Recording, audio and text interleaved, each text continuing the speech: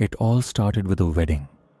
One of those grand Indian affairs where flowers rain from above and promises are made between families, not just lovers. But by the end of this story, that wedding will feel like a funeral.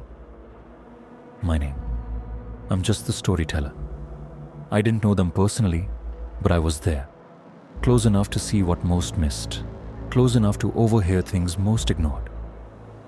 May 11th, 2025, Indore, Madhya Pradesh. Sonam Raghuvanshi married Raja Raghuvanshi. Same last name, yes, but not related. That would have made things easier. I watched them exchange garlands. Raja's face, beaming, naive. A man who still believed in fairy tales. And Sonam.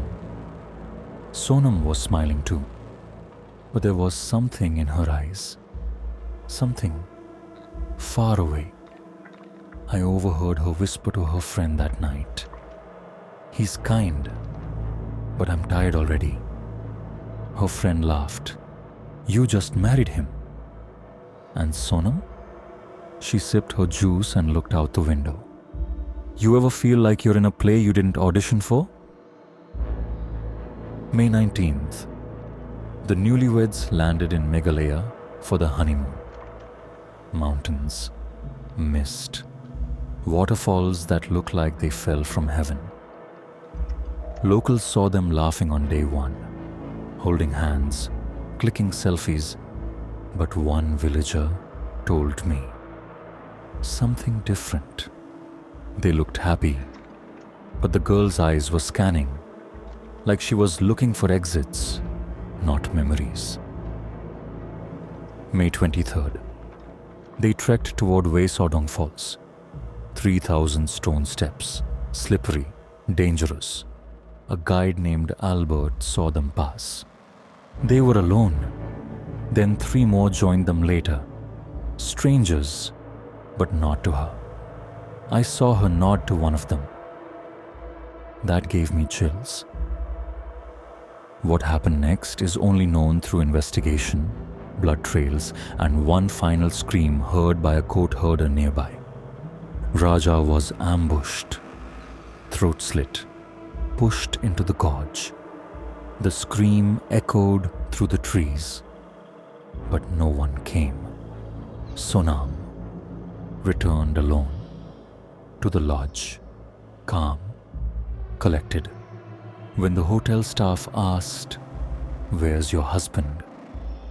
she replied without blinking, "We lost each other in the forest." Meanwhile, back in Indore, a neighbor claimed they'd seen Sonam sneak out late at night 2 weeks before the wedding to Raj Kushwaha's house. Her ex. When her mother confronted her days later, she snapped, "I'll marry Raja, but if you try to stop me, someone's going to pay." Chilling, isn't it? Police found Raja's body on June 2nd.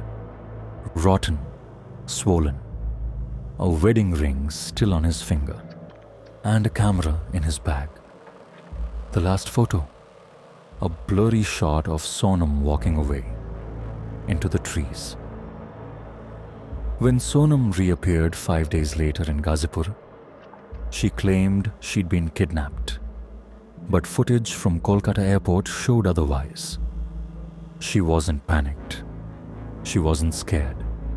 She was waiting, with a book in her hand and silence on her lips. Interrogation footage shows her sitting still, eyes glassy. The officer leaned in. "Did you plan his death?" She exhaled and said, "I made it possible. I didn't use the knife." In court, she looked like a student. But her diary, found later, told another story. One line repeated over and over. "If he disappears, we can finally be together."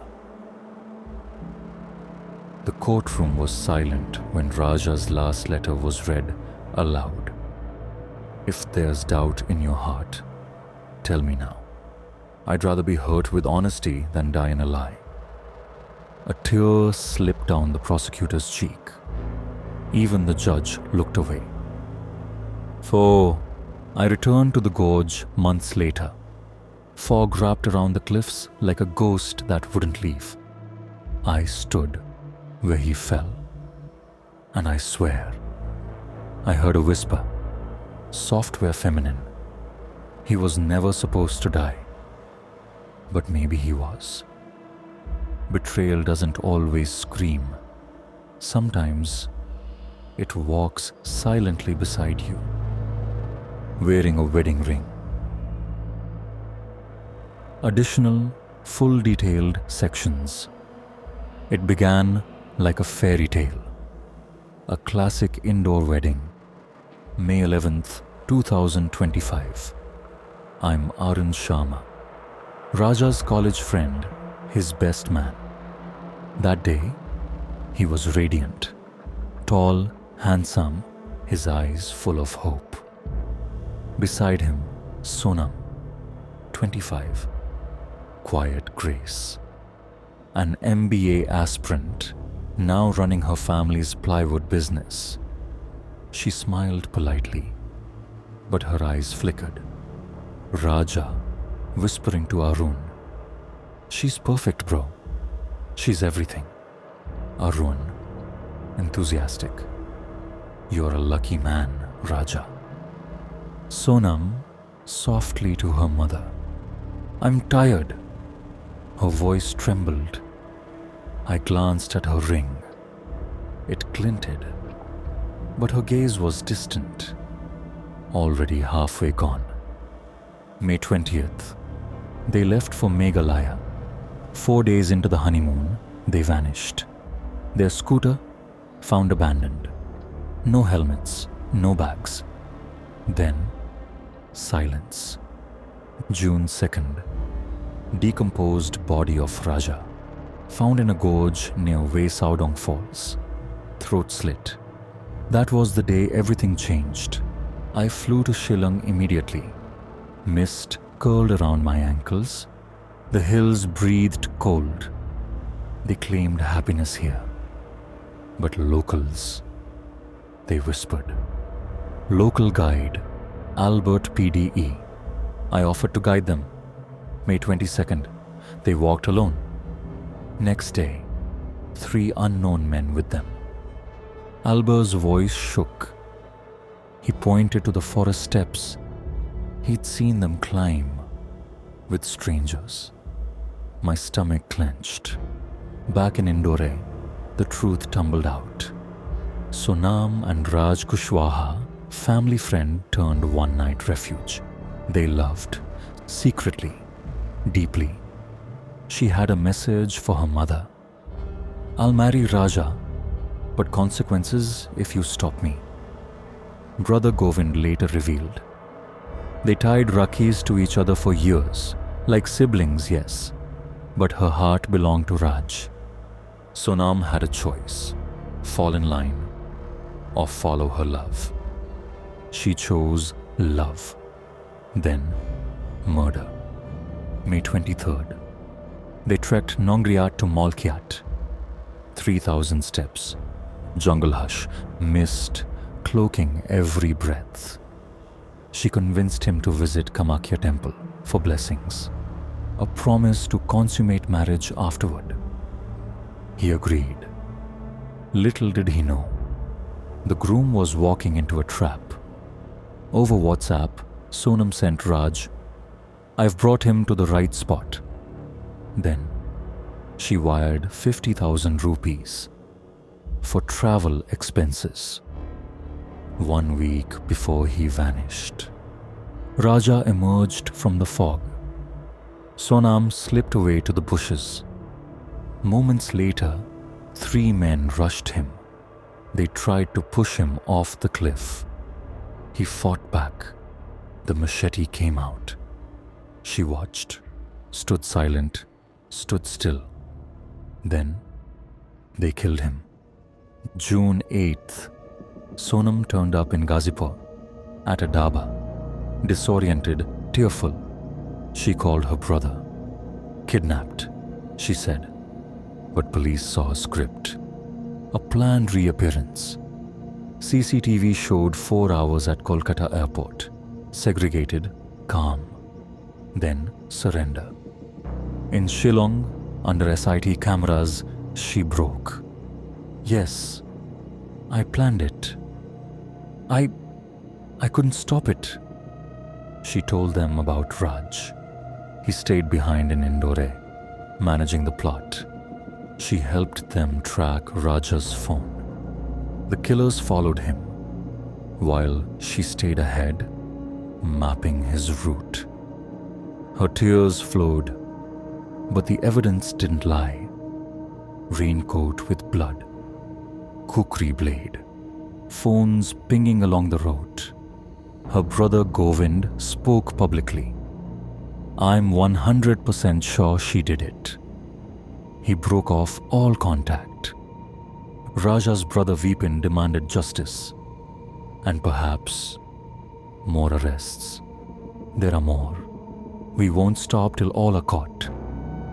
Love turned into betrayal. Murder wrapped in jungle mist. And a woman standing over a plot she orchestrated. Cold, calculated, but still, we needed to know. Why? They called it a honeymoon. But I've seen more love at funerals. 2 weeks before the trip, I visited their apartment. Raja was unpacking crockery. Sonam was in her room, door half closed. I asked him quietly, "You happy, man?"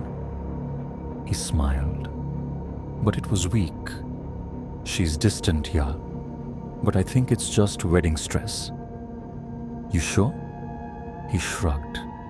"She wakes up early, makes tea, keeps to herself, not cold, just elsewhere. Elsewhere. That word would haunt me later." The next morning, she was gone for 3 hours. Raja told me it was a family errand. I didn't press, but now I know. She wasn't at a family home. She was at Raj's, her ex. During the investigation, police pulled WhatsApp logs 2 weeks before the wedding. "I'm sorry I'm doing this, but he's good. Stable. We need this for now. You promised. You said it was us forever. Trust me. Just wait." She married one man while secretly texting another. A psychologist in Shillong who interviewed her post-arrest said, "She's not devoid of empathy, but she compartmentalizes. She weaponized affection." He described her as socially gifted, emotionally detached, highly manipulative under pressure, classic covert narcissist. May 19th, the newlyweds land in Shillong. Sonam books the hotels, picks the trails, chooses the day they'll visit Wei Sawdong Falls, a place barely on the map.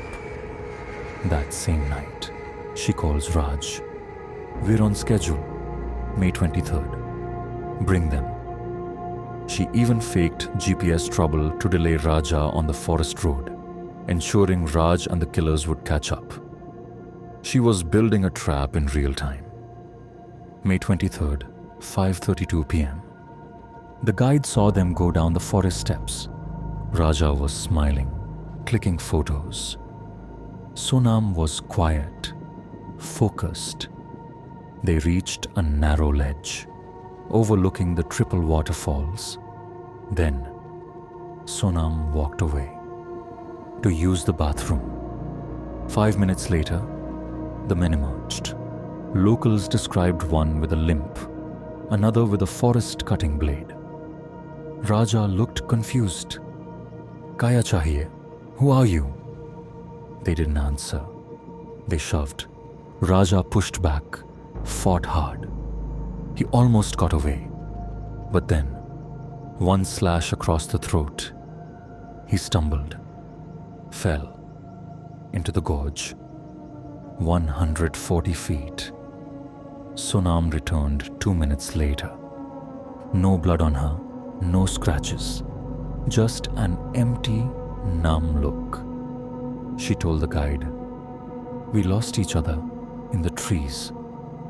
But no scream, no panic, nothing. She left his body to rot and walked back to her hotel. That night, she left for Kolkata. Police traced her. Shillong Airport, Kolkata.